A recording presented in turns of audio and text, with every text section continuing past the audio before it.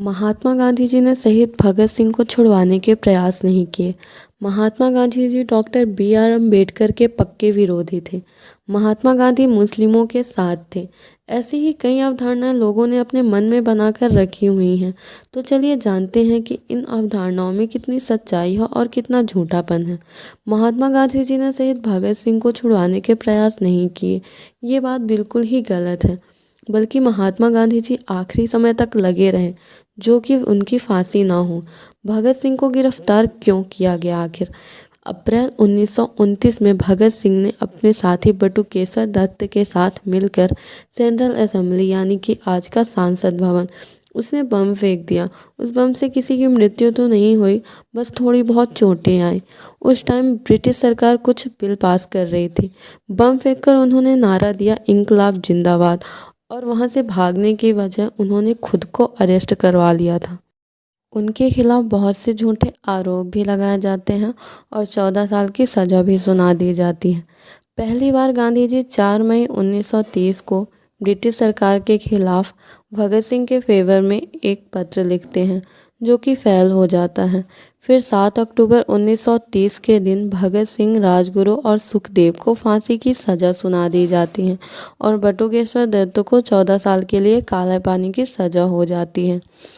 दूसरी बार 31 जनवरी 1931 में महात्मा गांधी जी ने इलाहाबाद में एक मीटिंग में कहा कि न केवल उनकी फांसी रुकवानी चाहिए, उनको जेल से भी निकाल देना चाहिए। 17 फरवरी को एक बार फिर से वायसराय से फांसी का रुकवाने के लिए बात करते हैं, लेकिन ये वायसराय के हाथ में भी नहीं होता है। 14 फरवरी 1931 को कांग्रेस लीडर द्वारा वायसराय को कन्विंस करने का प्रयास किया जाता है। 18 फरवरी 1931 को महात्मा गांधी जी एक बार फिर से इरविन से मिलते हैं और कहते हैं कि अगर आप चाहते हैं कि जो आज देश में चल रहा है वो आपके फेवर में हो, तो उनकी सज़ा को रोकना होगा।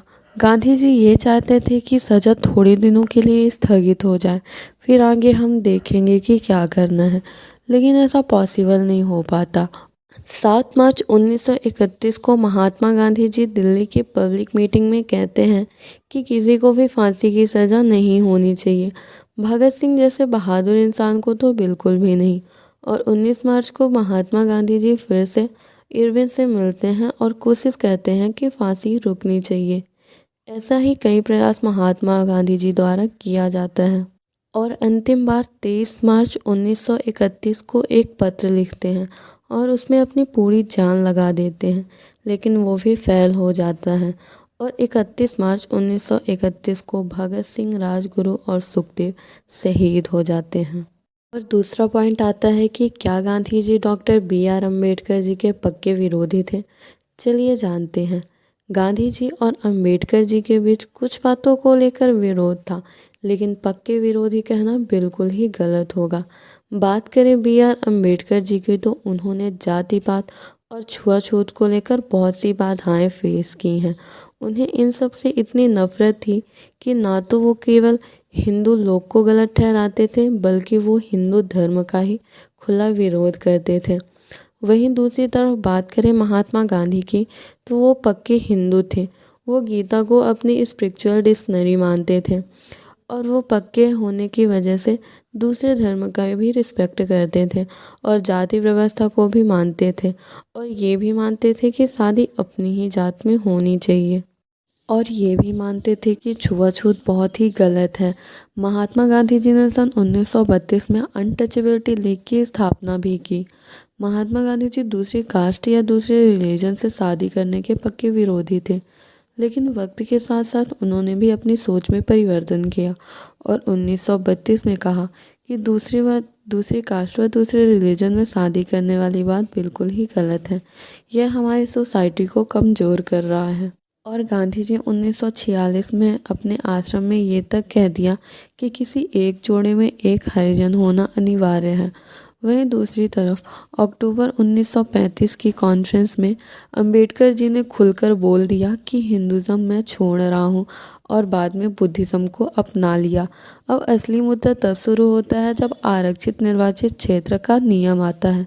आरक्षित निर्वाचित क्षेत्र वो होता है जब कुछ सिलेक्टेड समुदाय के लोग चुनाव में खड़े होते हैं और केवल उन्हीं समुदाय के लोग वोट डाल सकते हैं। अंबेडकर जी चाहते थे कि उन समुदाय में दलितों का भी एक समुदाय शामिल होना चाहिए, लेकिन गांधी जी चाहते थे कि आरक्षित निर्वाचित क्षेत्र ही नहीं होना चाहिए, क्योंकि इससे हमारे एकता में फूट पड़ सकती है। इस बात पर गांधी जी और अंबेडकर जी दोनों लोग अड़े रहे। ब्रिटिश सरकार अंबेडकर जी की बात को मानते हुए दलितों के लिए भी सीट को संरक्षित कर देती है, लेकिन गांधी जी इसके पूर्ण विरोधी रहे और अपनी बात पर अड़े रहे। फिर गांधी जी और अंबेडकर जी ने साथ मिलकर एक समझौता किया, जिसे पूना पैक्ट कहते हैं, और समझौते का परिणाम ये निकला कि अब संयुक्त निर्वाचन क्षेत्र होगा।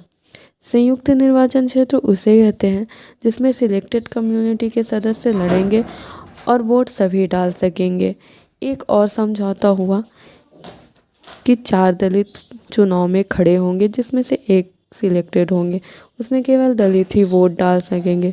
इससे यह निष्कर्ष निकलता है कि कोई किसी का भी विरोधी नहीं था, सारी चीज़ें नॉर्मल तरीके से ही हुई थी।